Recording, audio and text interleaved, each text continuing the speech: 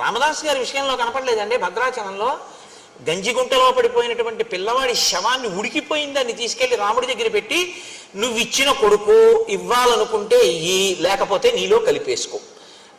అంతరాలయంలో పెట్టి తలుపులేసి రామనామ భజన చేశాడు ఆయన. రఘురాముడు పిల్లవాడు పరిగెత్తుకుంటూ వచ్చి తండ్రి ఒళ్ళో పడుకున్నాడు. ఇవి ఇంతకన్నా ఏం నిజం కావాలి మీకు? ఈ మధ్యవారే కదా రామదాస్ గారు. ఆయన వాడినటువంటి మంగళసూత్రంలో 3వ శతమానం కూడా మనం కళ్యాణంలో చూస్తున్నాంగా.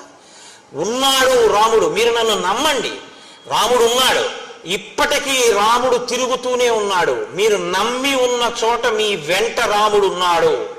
రాముడు లేకపోవడం లేదు.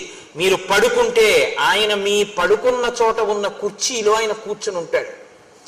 మీరు తింటుంటే అప్పుడు ఆయన కూడా పక్కన ఒక విస్తరి వేసుకుని ఓ అరిటాకు పెట్టుకుని మీరు ఇంత అన్నం మహానైవేద్యం పెడితే అదే సమస్త షడ్రసోపేత భోజనంగా భావించి తిని సంతోషిస్తాడు. ఎక్కడ రాముణ్ణి నమ్మినవాడున్నాడో అక్కడే సీతారాములు కూడా ఉంటారు. అందుకే శాస్త్రంలో మాట ఉంది, రాముణ్ణి తెచ్చుకోవడానికి తేలిక మార్గం రామభక్తుణ్ణి తెచ్చుకోవడమే. తెలుసా అండి? రామభక్తుడు వస్తే సీతారాములు వస్తారు.